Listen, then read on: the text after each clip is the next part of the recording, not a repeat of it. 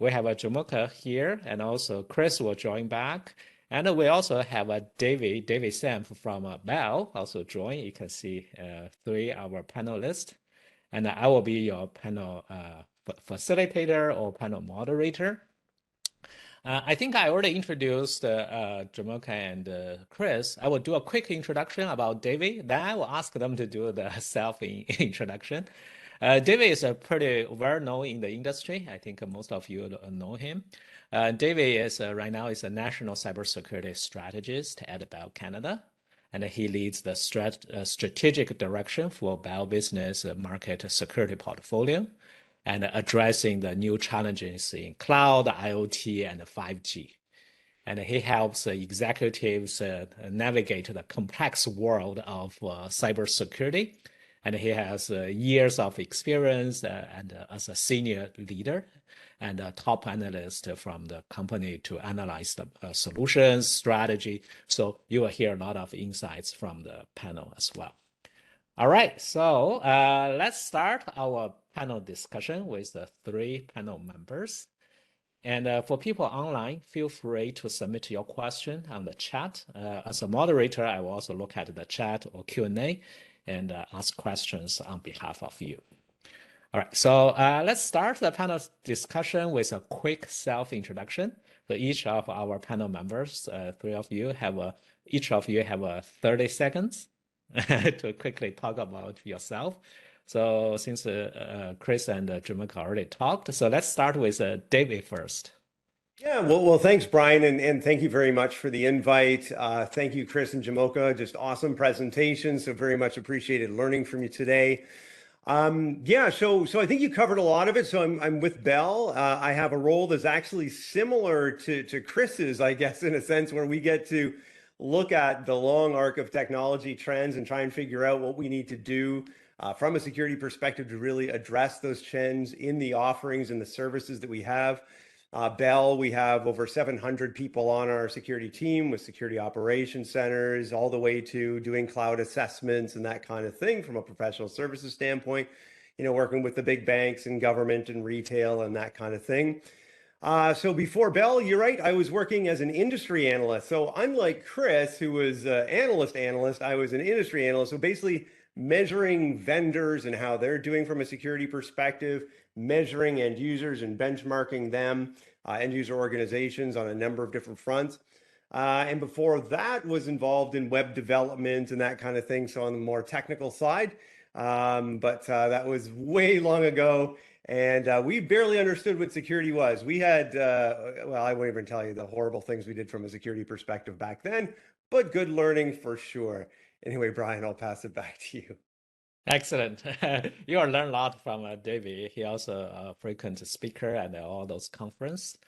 All right, so back to Chris. You want to quickly comment something about yourself? Sure. Yeah. Again, Christopher Fielder, Field CTO at Arctic Wolf. Been with Arctic Wolf for about 2 to 2.5 years now, but 22 plus years. I lost track a while ago in cybersecurity. Range of capacities. Was with the Air Force. I was with the Central Intelligence Agency. I worked for SANS. I worked for a few different vendors that are out there. Many years hands-on keyboard. So. Really enjoyed the penetration testing, red teaming, incident response, all that stuff. But if you've ever done that, you also like sleep, and that's something I was severely lacking. So I then moved over to the type of role that I'm at now. So I get to do these fun events and do security research but still get plenty of sleep. So it works out. Excellent. Thank you, Chris. Jumoke, you want to quickly talk something about yourself? Yes, sure. Hello again, everyone. My name is Jumoke Ajidahun, a security technical specialist at Microsoft. I've been at Microsoft for a little over a year now. I do pre-sales, technical pre-sales for customers on M365 Defender products, Sentinel, as well as Defender for Cloud.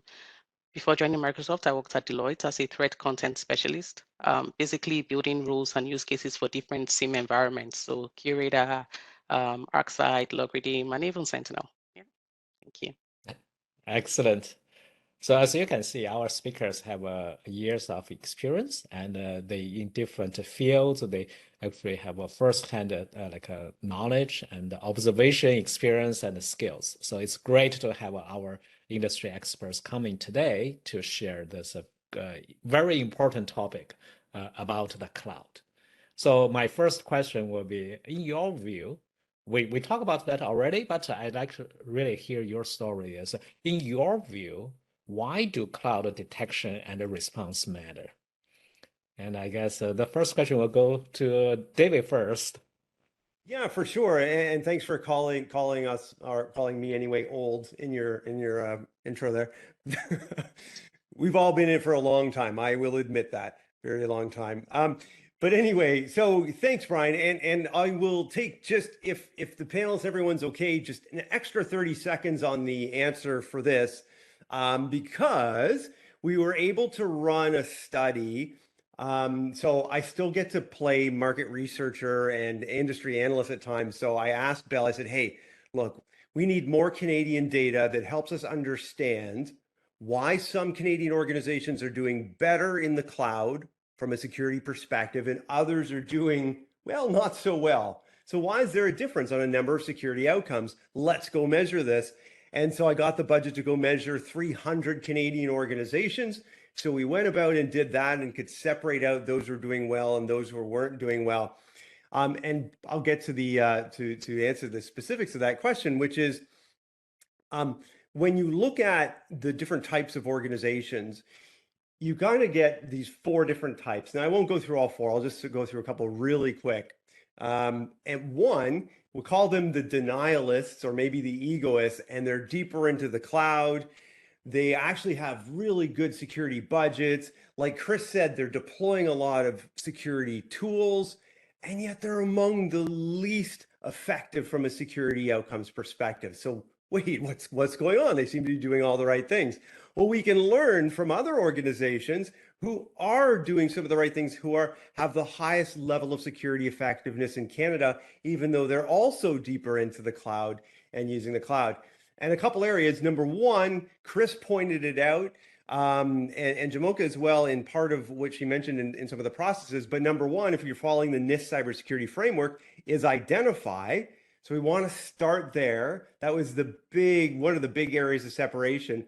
But the other big area of separation, Bryan, leading into why detection and response, was detection. So we skipped right over protect and land in detect. If we're doing the logging, doing the monitoring, pulling from VPC flow logs and CloudTrail and the Azure GPC equivalents, et cetera, then we're going to be able to, and on top of that, by the way, if we're automating and integrating across those different environments, our ability to know what's happening is going to be much better to then respond effectively. Because some people say, well, yeah, but I want to get an incident response. It's cool, it's fun. But if you're not doing the groundwork for identify and detect, if you're not doing those pieces right, which by the way includes configuration management, then things aren't going to go so well from a cloud perspective. Anyway, Bryan, I'll stop there, because otherwise I'll just keep going and telling you all about this study and take up the rest of the time. But I'm always happy to chat more about it for anyone who wants to go deeper into that. We definitely need another session to see your report, and I love do it. believe this is a lot of the insights there. As you game. mentioned, you serve with the 300 Canadian companies, and so there's a lot of learning I can draw from there. Excellent. Sure. Thank you very much, Davey. And for Jumoke and Chris, anything from your end so want to share with this topic? I would just say I think David's right on. I think a big thing with that is, balancing out the idea of detection and response, right? And they're kind of stacked in that order on purpose. Like detection is so crucial. And if you're not focusing on detection, you're not getting good quality detections, then your response is going to be limited to either paying the ransom or rebuilding the machine, right? Like if you put a lot more focus into your detection capability, then you can get in there and you can respond effectively and quickly in the necessary manner to prevent it from getting to that final stage of the attack where, okay, this is going to cost me a lot of money and I'm in a fortunate situation. So yeah, I think he's right on there. Excellent. And I think one of the audience comment, Peter comment, you cannot respond when you cannot see it, right? So that's a really important message. Perfect. And Jumoke, you want to comment on? No, I think Chris and David All have right, so we get agreed. spot on. Yes. Excellent. All right, so seems like three of our panel members are all agree the detection really matters, right? So then it's lead to the response. Now let's talk about, okay, since this is important, but when people are doing it, what kind of common challenges you probably can see or experience for the cloud detection and including response? So with that, probably, Jamaica, you want to start? Yeah, sure. So I think that is one major thing that influences the richness of your detection and as a result response, and that will be having full visibility into security and compliance. I mean, if you don't know what you have, then how do you even want to put measures and controls in place to protect them from attacks? And if you're not putting those measures and controls in place, how do you even want to detect that anything is going on within your environment? So I think one major challenge will be having like full visibility into what you have going on for you. And that will ultimately lead to like the quality of detections that you'll be getting, and as an end result, how you'll be responding to those detections. Visibility is really important. Excellent. And David and Chris, feel free to jump in. Yeah, I think we're going to get into some of the, the technical challenges and that sort of thing. So maybe just one quick call out, and that's resources. So when I'm going back and forth across Canada, chatting with organizations, it's not just a talent gap that they're running into. It's just they fundamentally don't have the operations budget to have the eyes on glass to be able to watch for what's happening, to be able to do the detection, to actually go and do the threat hunting on the detection side, to then do the effective incident response. It's it's definitely challenging out there for a lot of organizations. So we're speaking of money and the talent. Okay. Yeah, well, and you see, you just got to figure out from a resourcing perspective, what do you do? And there's hint in terms of there's opportunities to be able to offload some of that, obviously. But again, I see it all the time with the resource challenges that organizations have. All right, We Chris. get this question a lot, right? Which is, well, I need visibility. How am I going to gain that visibility? And Peter in the chat mentioned, I think I said it before as well. Like you just swipe a credit card and you have a new cloud component in your environment, and that circumvents your security team. So if you do have, as David said, difficult getting talent sometimes and hands-on keyboard, but if you're able to achieve that, or you outsource to a provider like Arctic Wolf, even though I'm not wearing my shirt right now, treat your environment as attackers treat it in the way that you should be actively monitoring for assets as well. Asset identification. See, don't let something go undetected. Scan, identify, clearly make sure the rest of your security team knows you're actively scanning so they don't think you're under attack, but actively scan your environment. Don't let things go undetected. Don't let things, hide in the shadow. Bring them to light, identify them, and then say, okay, now I'm going to incorporate this and use this as part of my detection strategy as well. So the active monitoring and active asset identification is another component that should be brought in. All right, so the active monitoring and asset management. Excellent. All right, so I think we mentioned the challenge budget money, but also related to the visibility. How do you achieve that? To achieve the visibility, the important element really is you need data, right? So you need to load the data to your security operations center. So to achieve that purpose, so what I like to ask our panel, what type of data are critical for cloud detection and response? And also understand, you mentioned, Chris, you mentioned it's so easy to get another cloud, multi-cloud. So when we extract the data from so many sources, including the cloud or on-premises, what's the best practice to extract those data? So actually really two things, what type of data we need and how do we extract them? I'll speak from the standpoint of what type of data, but it's going to be a bias answer from our standpoint. Our standpoint is everything and anything. Like you cannot eliminate and be cautious with, okay, well, I'm going to look at these sources of telemetry and this data, but I'm not going to look at this data because I don't have the time or I'm scared of it becoming noise. And I understand that the noise aspect that, somebody mentioned is that too much data becomes noise. Totally understand that. But it's because you're also looking at it from the lens of I've got a limited amount of people and limited resources, and I can't handle so much data. Our perspective is we will handle the noise, we'll handle the false positive reductions. We would rather be inundated with false positives that we can wade through to find the true positive, then lead towards that side where we say, okay, we'll miss a true positive because we've done so much noise reduction. So, if possible, the best way you're going to get a true detection capability is as much data, as much telemetry, as much visibility as you can possibly achieve. Look at everything. I know that doesn't hold up for everybody though, because they are limited in, how much noise they can wade through. In that situation, I would say prioritize based on what's giving you the best detections in the world, right? What are you getting the most true positive to false positive ratio? And then look in those areas. But be prepared to then utilize that additional source of telemetry that you're not ingesting as secondary sources that you can dig into during your incident response situations and when you're doing your forensic investigations. So be aware of what you have and that you can utilize later on if necessary. Yeah, the cloud gives you so much potential for so much more visibility. I remember back in the day, we used to say, oh, well, I get so much more data from my on-prem systems. I can see which IP address was hitting the server, et cetera.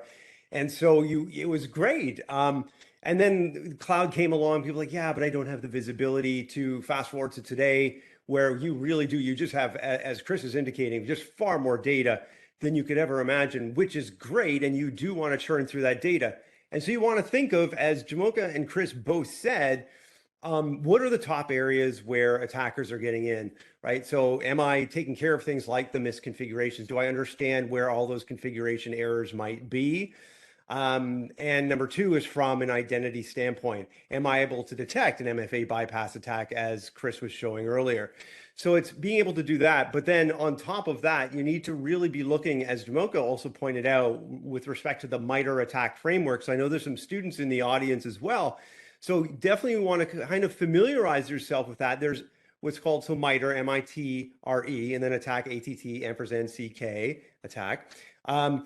It goes through and it does this nice job, as Jumoke was describing, of talking through the different tactics, right? What's initial access and discovery and lateral movement, all the different things that an attacker is going to do to get into your specifically cloud-based environments.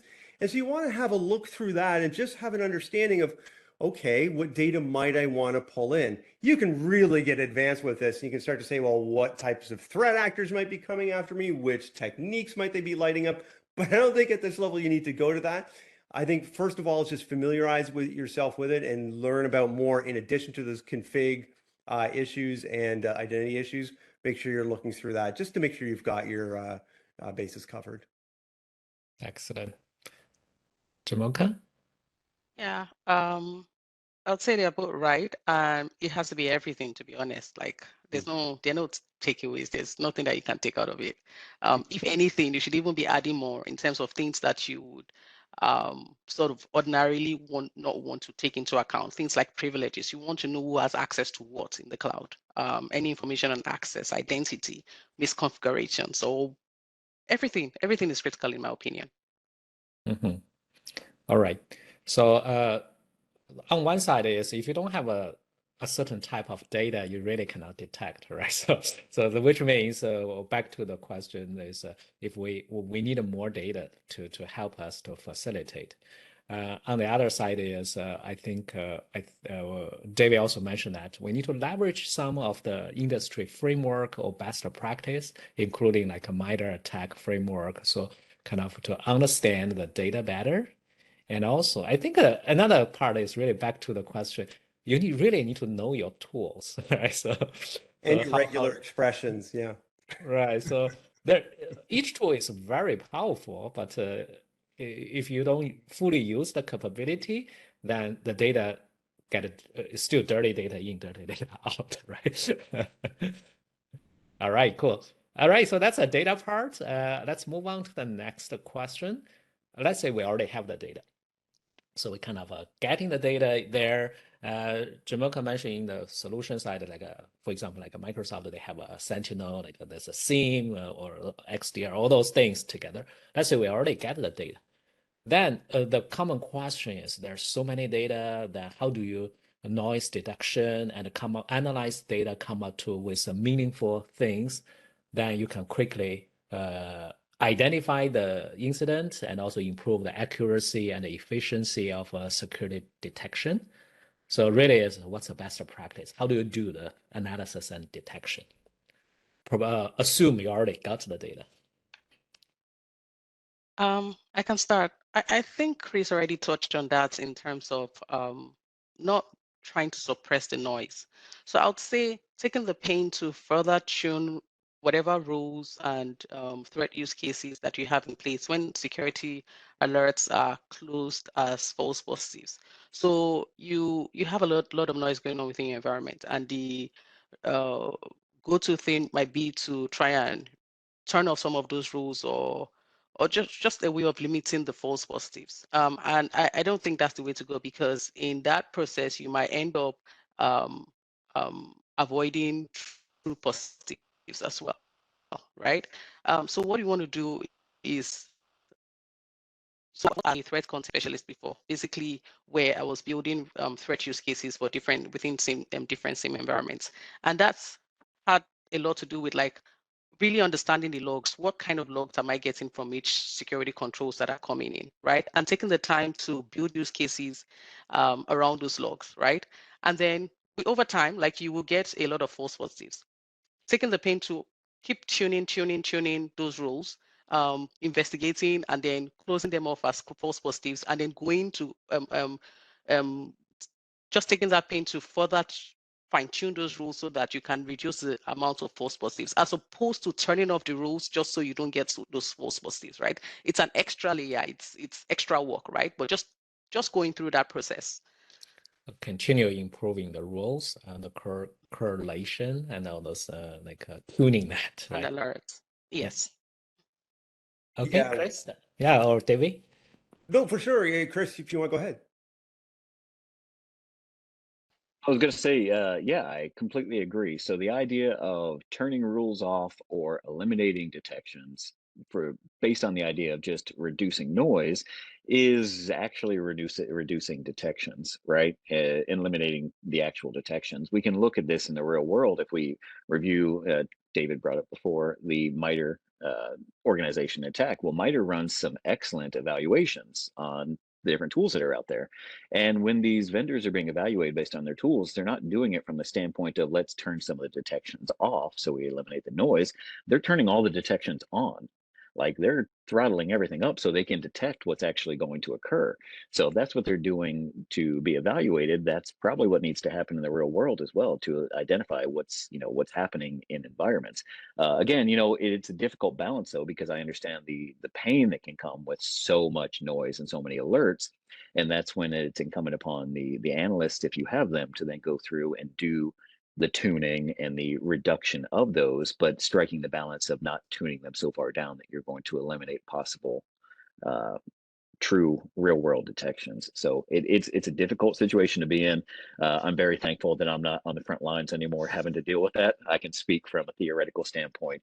I can say that, behind the scenes of what we do at Arctic Wolf, we've got a great resource, numerous hundreds of people that do this day in and day out because of the amount of data that comes in, and then we're able to then eliminate it down to just the true positives. So I know that there's a lot that goes into it, and anyone that's on the front lines doing it, keep up the good work, because I know it's not Well done.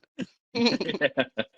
You raised an interesting point earlier, Chris, as well, that, during your presentation, that the tools are getting better and better at being able to help us kind of weed through some of this as well.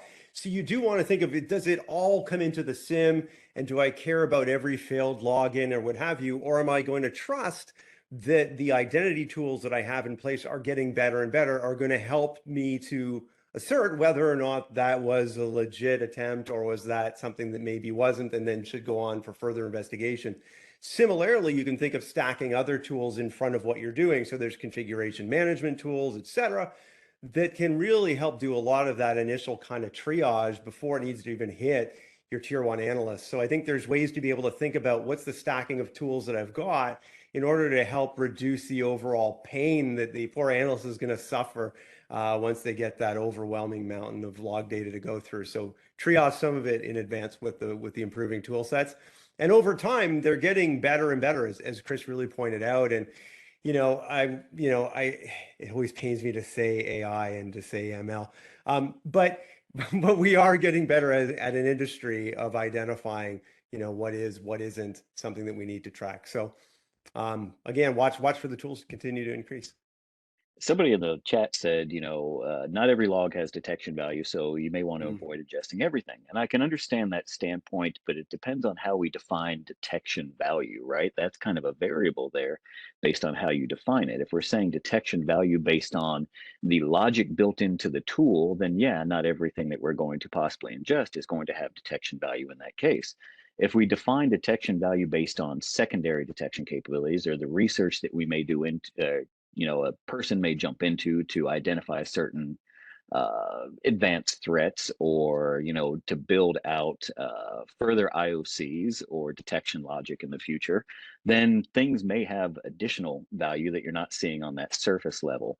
It's when we get into the granular level of picking apart, well, what is that and how to identify that, or what may provide value in the future, I take the position of I would rather ingest more and have the ability to identify something in the future that I'm not aware of now than not ingest it and not have it when I may need it in the future. Again, I'm speaking from a theoretical research standpoint where I understand that in the front lines, that may not be the case because you're limited in your storage and your ingestion rates and everything else and the cost. Totally understand that.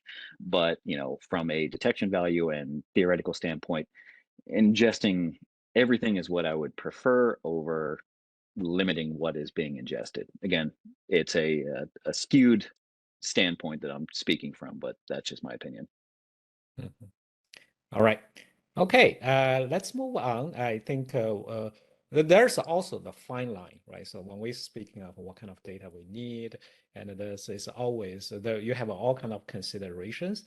And I can understand people from different angles, really, but there's no absolute answer. Really, we have to also looking at what company you are at, right? So if you are like a company like a Microsoft, you need to have a terabytes of data to analyze, to use. But if you are like a one person, two persons company, then that's a different story.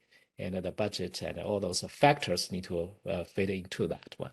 But talk to experts and they can analyze your situation, right? So to tailor a package for you, that's we call it a consultant, right? Consulting and a consultant service.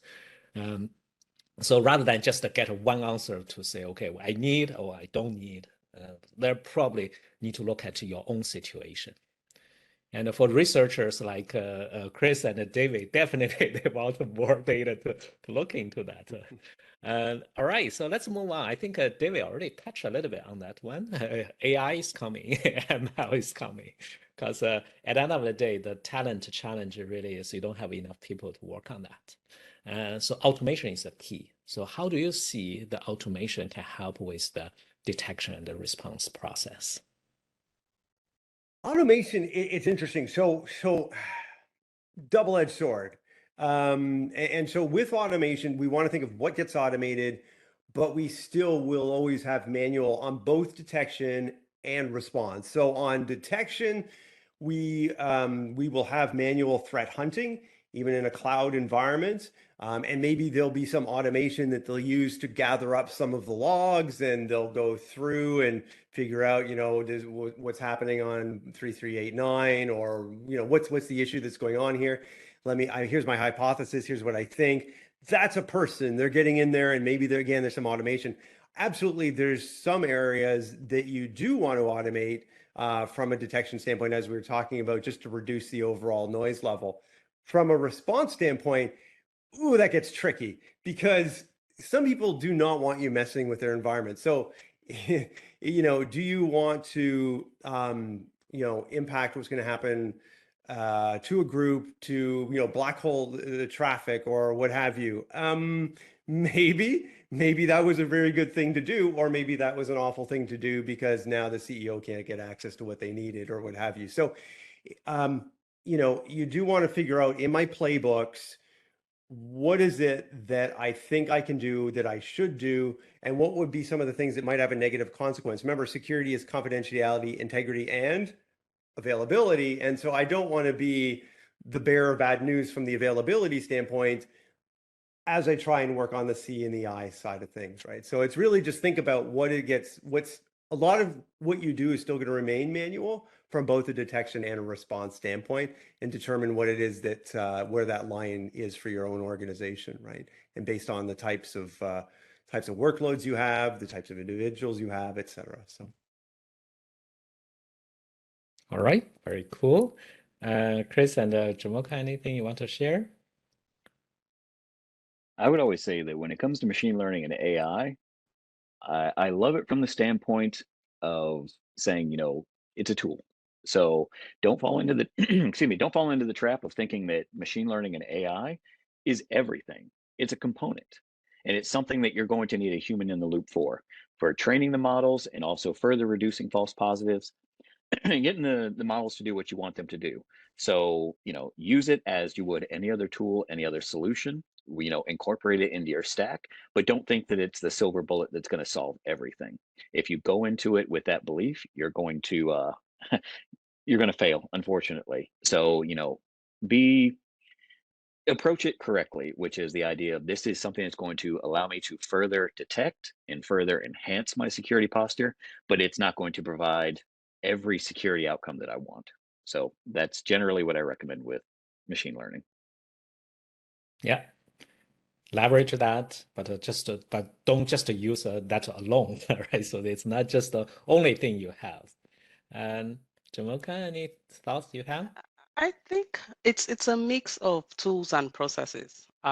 We have tools out there that are already have like inbuilt automation that can be configured and integrated with other solutions, and can just help you automate some of those activities within your environment. But also, what processes do you have in place in terms of configuring these tools, and what kinds of detections can be automatically responded to, right? So just like Chris said, it's have it in mind that AI, ML, they can do all of these things, but it's not the ultimate, right? It's also what are you like, what processes do you have? How do you configure these things? Correctly configuring it and knowing what exactly it should be automating would really help you in this case. Right. So that's very cool. And so AI is just one component, as Chris mentioned. So it's one of the components you can leverage on. And as we know, industry, especially for cybersecurity industry, never stop coming up with the new tools or terminologies, right? So we have all kind of popular terminologies right now, like XDR, SASE, SOAR. SIEM is already in there for quite many years. So all those are popular names, and of course, vendors or like a solution provider, they use that a lot. So how do you view those technology? Although we know we need to combine with the people, process, and to use the tool, but tool itself also very important. So just speaking of those popular one, like for example, XDR, SASE, SOAR, uh, how are they applied in the cloud detection and response? For sure. And by the way, you missed one. So one of the big ones that's coming up. So Gartner ran out of 4-letter acronyms, so now they're up to 5-letter acronyms, I think. So Cloud Native Application Protection Platform, CNAPP, which Jumoke mentioned as well, with respect to CSPM and CWPP combined. Okay. But when we get into detection and response, I mean that becomes probably even more from a SASE perspective, becomes one of the cornerstones that you're going to be looking at. In particular, the CWPP component of that's going to give you more of that visibility in terms of are containers doing things that they shouldn't be, are there weird processes running? It's kind of like EDR meets container, if you will. running in, Azure or AWS or what have you. I can also do that for serverless or what have you, but that's really one of the areas where you want to be focusing on if you're looking at detection with cloud native application type of workloads. We could also go into SSPM, but we'll leave that aside for now. But that's a whole other acronym that's on the incline. So watch, you're going to hear more about SSPM and DSPM over time as areas of detection and response. Maybe I'll just close off, Chris and Jumoke, on SASE quickly, and it's largely protection.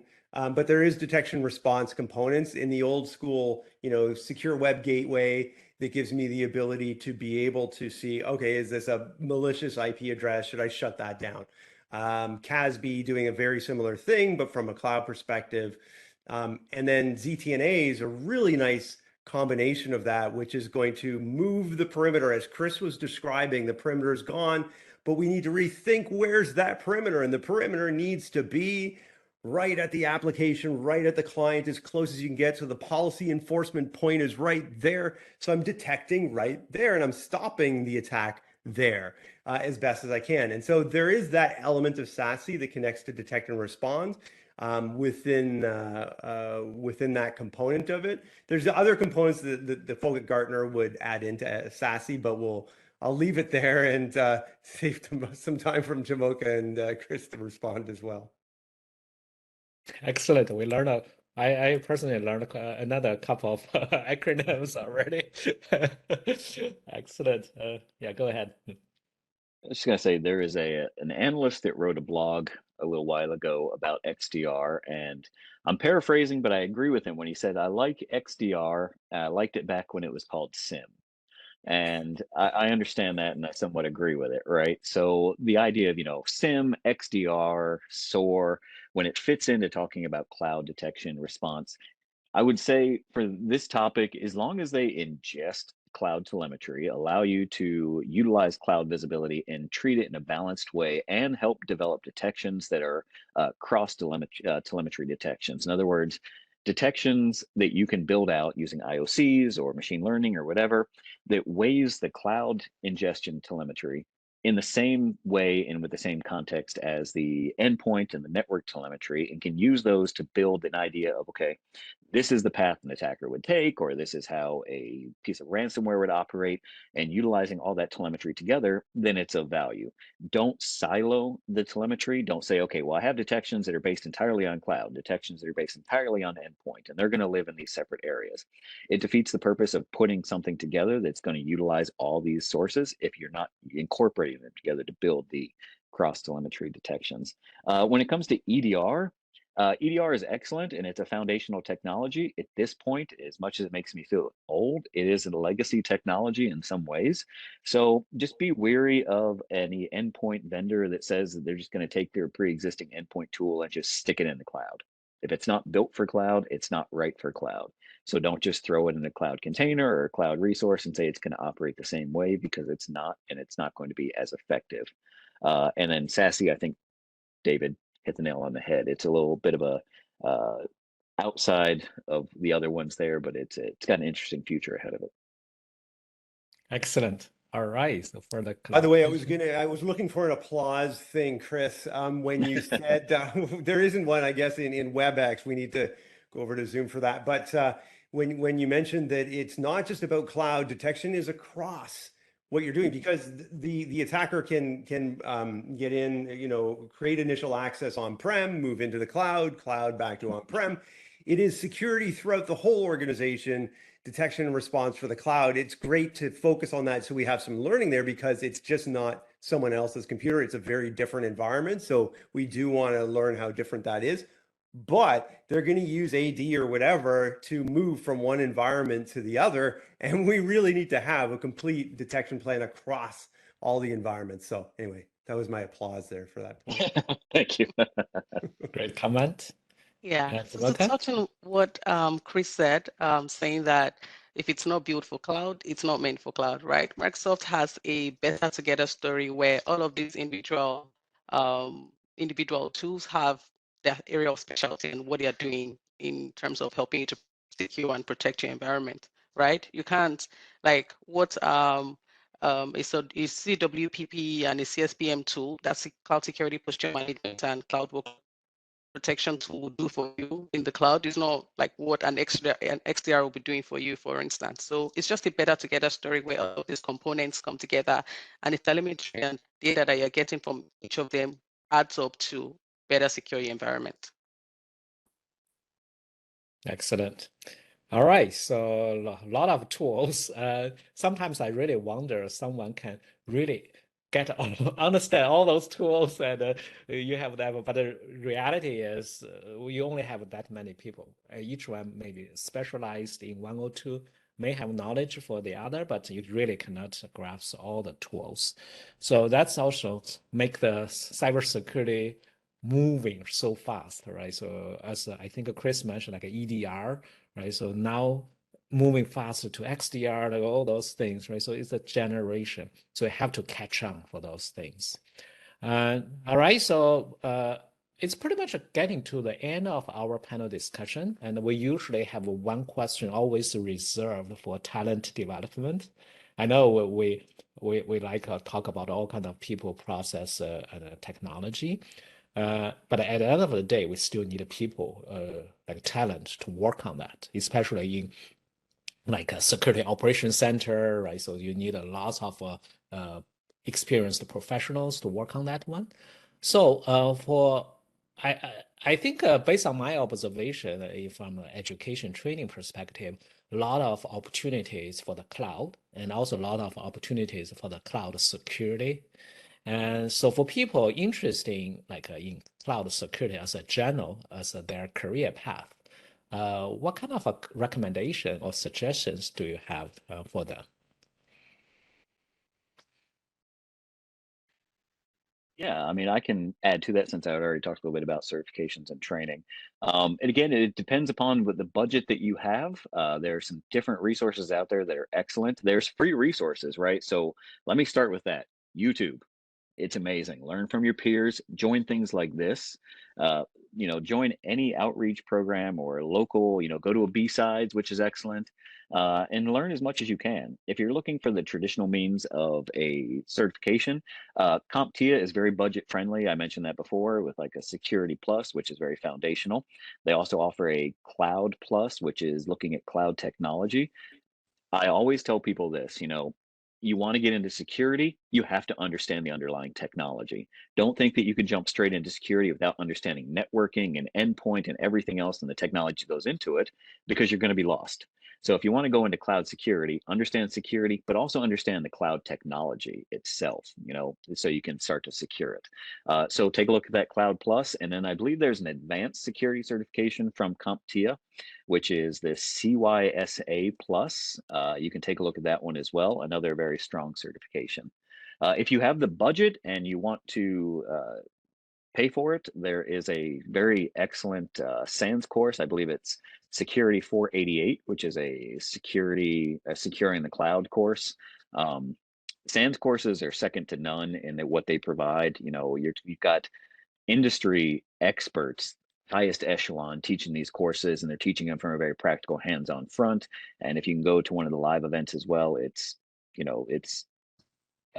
experience of a lifetime. So it's a lot of fun, but they are not cheap. So I would say, if you got the budget, do it. If you can't, there are those other great courses as well. So dig into those. And again, don't overlook what's free. Google offers some free courses, especially when it comes to the Google public cloud and what they offer. You can certainly use those, and Udemy, YouTube, use everything at your disposal. Don't shy away from any of it. Just because something's expensive doesn't always mean it's the best. So how many attackers are out there that successfully pulled off attacks that also sat through SANS courses? Probably not too many. So if they're learning off of YouTube, there's no reason that you can't also. So that's my soapbox.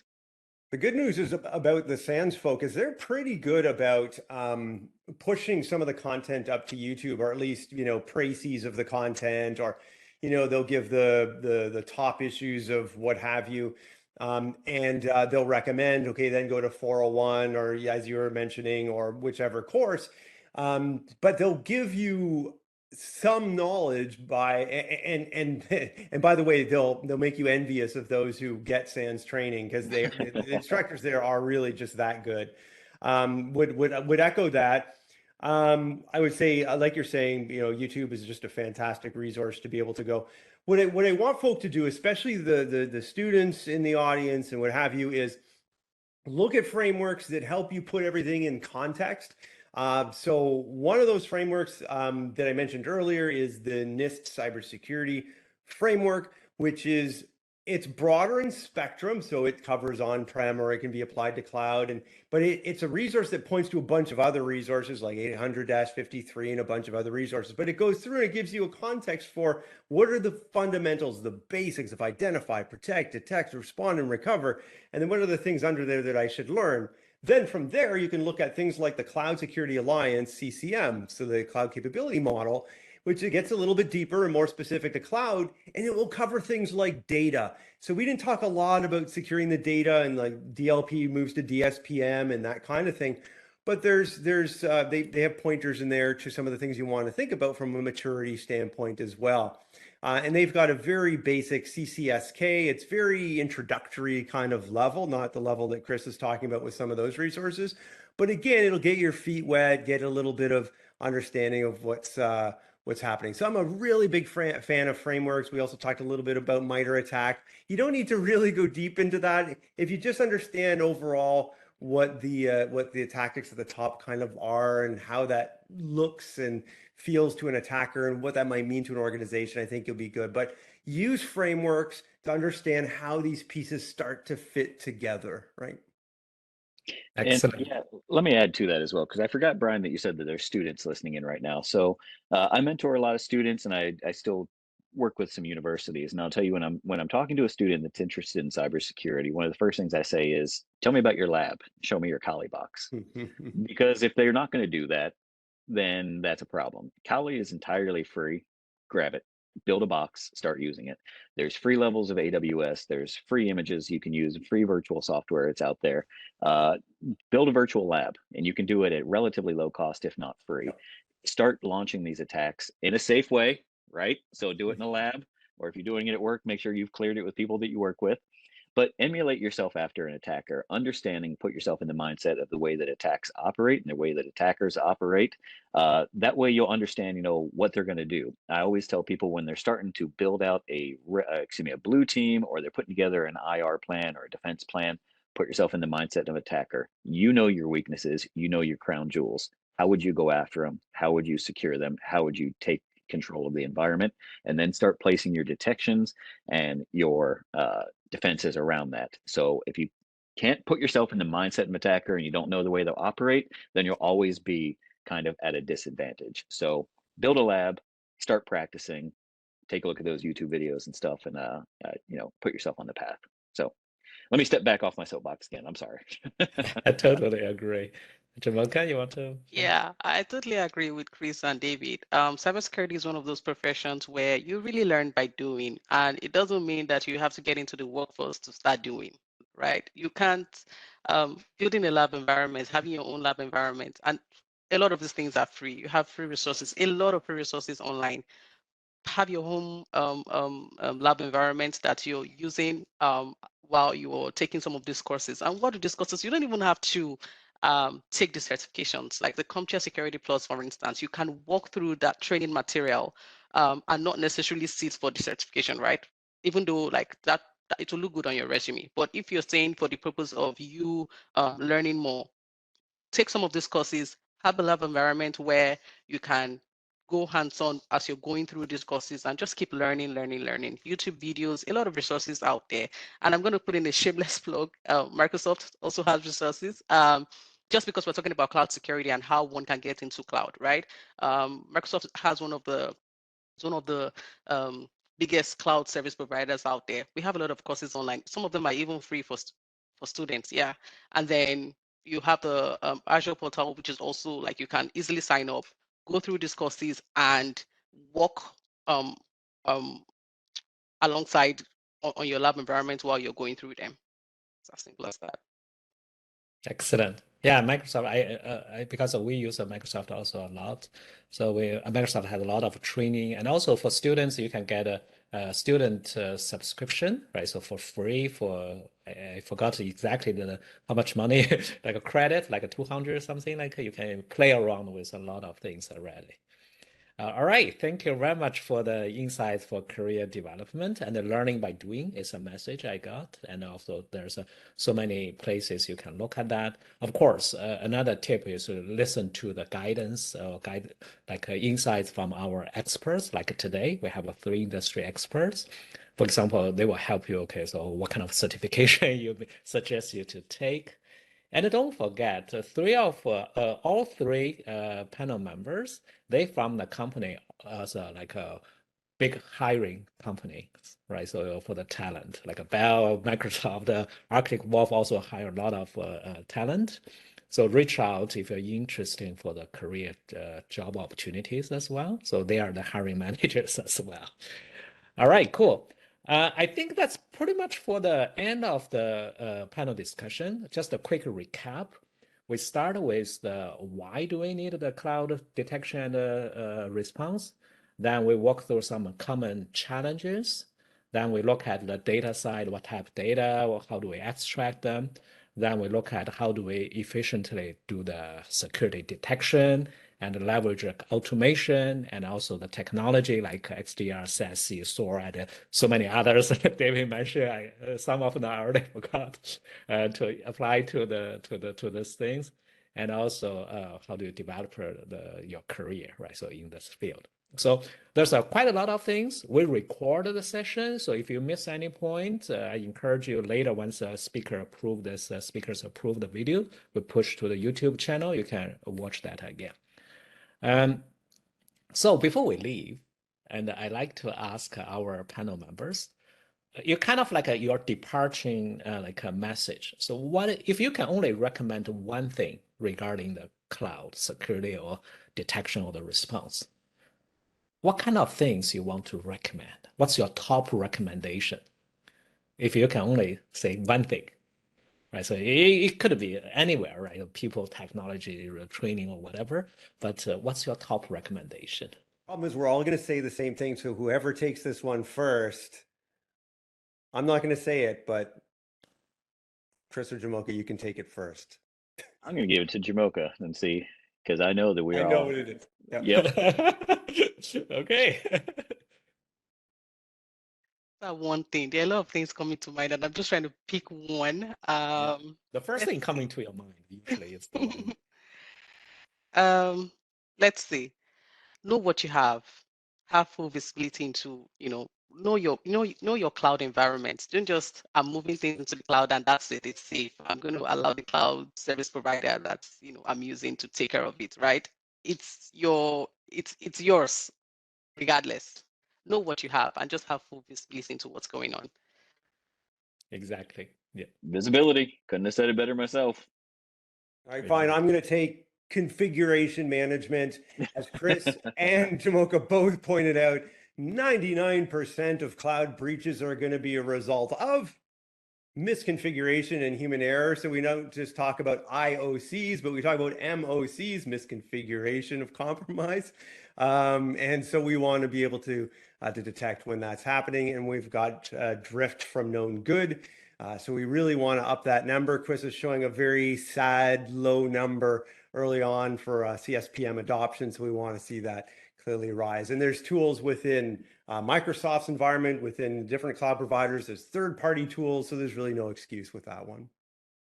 Excellent. All right. So know what you have, improve the visibility, and also to understand the industry trends and configure your things well.